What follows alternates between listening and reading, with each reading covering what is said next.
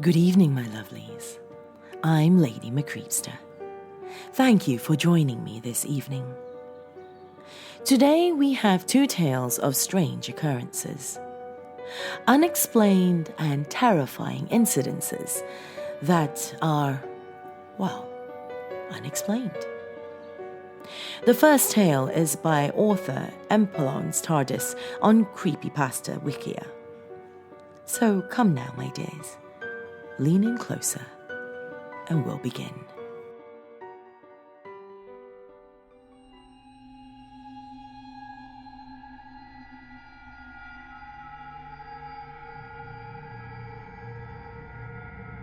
As I walked home from work, the cold sting of winter air brushed against my face like an endless stream of needles.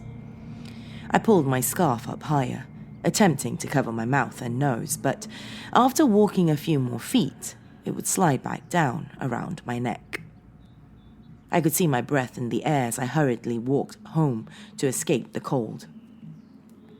I watched the houses to my left as I walked, a beige house with a red door, with two cars in the driveway, a black SUV and a silver van.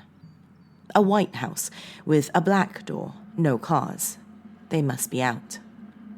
All the homes looked the same, just painted differently, trying to disguise themselves as different. Another beige house with a brown wood door, with an old red car in the driveway. I knew the man who lived there. He's a nice man who, I admit, I might have been a little sweet on. I walked down the sidewalk. The thought of him made me forget the blistering cold for a moment. The street was so quiet. The small blanket of snow on the ground made the street soundproof. It began to get a little darker, and the sun had just set. The street lights should be on by now, I thought to myself as I huddled myself in my jacket. As I looked ahead, I saw nothing but the oncoming houses. I walked on further. A house painted in the ugliest shade of yellow with a white door and an old beat-up station wagon in the driveway painted green. I kept walking ahead. Tap. I stopped in my tracks. I knew this neighborhood well enough. I had only lived there for a couple of weeks, but I knew that things seemed nice for the most part. So why was I so scared? My hands shook, either from the cold or from some strange anxiety. I slowly turned around to simply see the street that I had walked about a dozen times already. Being a woman, I knew that walking alone, especially at night, was always something to be avoided if possible. My mother had always told me, there are sick people in this world, Allison. I had always heeded my mother's words and always kept a keychain-sized container of mace on me. I walked forward, a bit faster now. I looked to my left. Another beige house with a red door, two cars in the driveway, a black SUV, and a silver van. I walked ahead until I heard it again. Tap, tap. This time I swung around as fast as I could, gripping the mace on my keychain. Nothing. So why was I so worried? This was a nice area, but why was there this almost primal fear? I kept moving. This time my walk quickened even more. I was breathing heavily. The air expelled from my mouth turned into smoke on contact with the frigid air. I glanced behind my shoulder once or twice as I kept moving. A white house with a black door, no cars. Then another beige house, brown wooden door, and an old red car in the driveway. I slowed down and gazed at the house that I swear I had passed already. I didn't understand. I knew I passed this house already. Had I gotten turned around in all the confusion with the noises? No, I was sure I hadn't turned around. I tried to shake off the uneasy feeling as well as I could and continued walking along the sidewalk, this time almost running. I looked to my left again, only to see the house painted the ugliest shade of yellow with the green old station wagon. what was happening to me. Then, tap, tap, tap. I froze in my tracks, which was a mistake. This time, I was too scared to turn around. The cold air beat against my face as my entire body shook from fear. Not the cold, but from fear. I couldn't will my feet to move from their stationary positions. Tap. Louder than before. My feet ignored my brain to move. I looked down at my feet. I had been walking in somebody's footprints. They were the exact size of mine, and they continued on far past me. They were mine.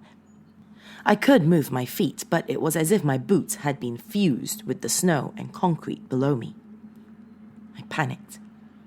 I struggled and got my bare feet free from the boots. It was freezing, but I didn't care. This time, I didn't run on the sidewalk. I cut through the yard in between the beige house with the brown wood door and the red car and the ugly yellow house with the green station wagon.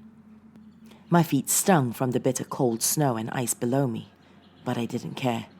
I couldn't afford to care. I looked back one last time only to see something. It was a dark, shadowy figure. It was standing on the sidewalk where I had just stood. It was so dark. The white snow around it seemed to glow with the light of the sun in comparison to its void blackness. I kept running. Tap, tap, tap. Louder and louder each time, the sound ringing in my ears. I ran through the yards and into the forest behind the row of homes. As I ran through the pitch darkness of the forest, I could hear nothing but the crackling of branches under my bare feet and my heartbeat in my ears. My feet hurt badly. They were probably bleeding from stepping on sharp rocks and twigs, or they could have been hurting from the frostbite. But I didn't care. I had to keep running. I don't think I could have willed my legs to stop moving even if I had wanted to. My hands grazed the trees as I ran. Just then, I felt something catch my ankle. My body fell forward.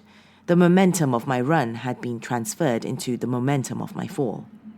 My head hit the hard, cold dirt. I opened my eyes. My head hurt and my vision was blurry. And then I heard it again. Tap, tap, tap. My eyes began to shut. I felt so tired. The soft sound of crickets grew louder as my vision faded. I lay there, face down, in the icy snow and dirt, dying.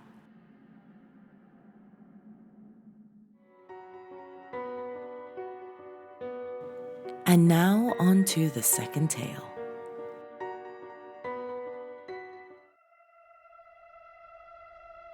It all started the day when I had gotten extremely sick. Every so often I would cough non-stop, and it would take a while to cease. So, while rummaging around a pile of newspapers, I came across a flyer for a medical clinic. I quickly called the number on the page and booked an appointment. It was Saturday, and the appointment was scheduled for Monday. I patiently waited for Monday to arrive, taking my daily doses of medicine. When Monday came, I quickly got up from my bed, got ready, ate some breakfast, and dashed out the front door for my appointment. Then I stopped and realized that I had no idea where this clinic was. So I quickly ran up the front steps and powered on my computer and searched the address on Google Maps. I found out that it was nearby, about 15 minutes away from my home, so I shut down the computer and darted out the front door. I never forget my iPod since it keeps me company. Later, I arrived at the clinic. Then I signed in and waited in the waiting room among 10 other people. It had been a few minutes since I sat down, and a tall, pale man walked out the door and called, "John Rojas." The man got up and followed the tall, pale man, leaving 9 of us in the waiting room. Then, about 10 minutes later, the same man walked out and called out another name, "Mary Wilson." The startled woman quickly got up and followed the man. Then I whipped out my iPod and played some music to make things somewhat more cheerful. Then, after all the other people had been called, I put my iPod away so I could hear my name being called. Then I realized that it had been a long time since the first man, John Rojas, had been called, yet I had not seen him leave. There was only one door leading in and out of the building, apart from the emergency exits. I figured he needed some sort of special treatment. I sat down and waited for about an hour until my name had finally been called.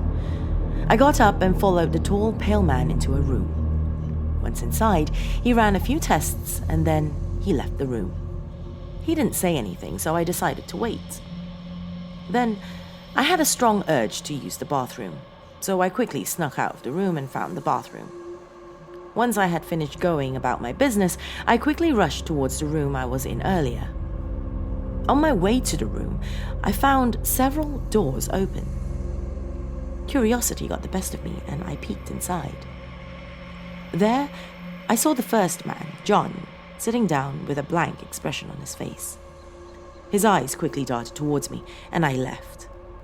I was startled. Then I told myself I have no need going about peeking into other people's rooms.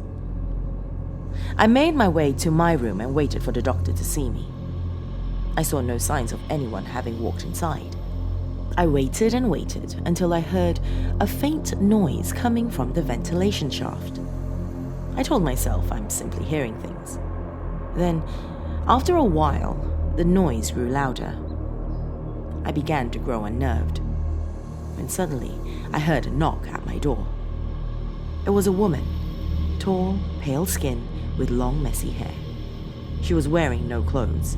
However, she had, genitals and large black eyes that followed you wherever you go. As she silently walked in, the room grew extremely cold.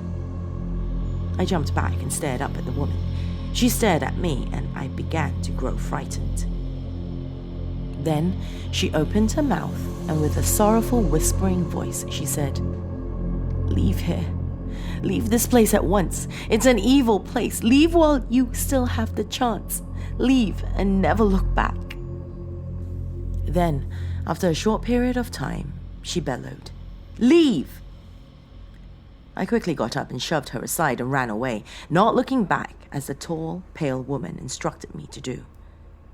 I ran back home as fast as I could. It took several hours until I was finally calm. I took some medicine instead of visiting another clinic, and I never bothered to look for the clinic, which I have never gone to ever again. For I would always have nightmares of the tall, pale woman speaking to me, waking up in silence.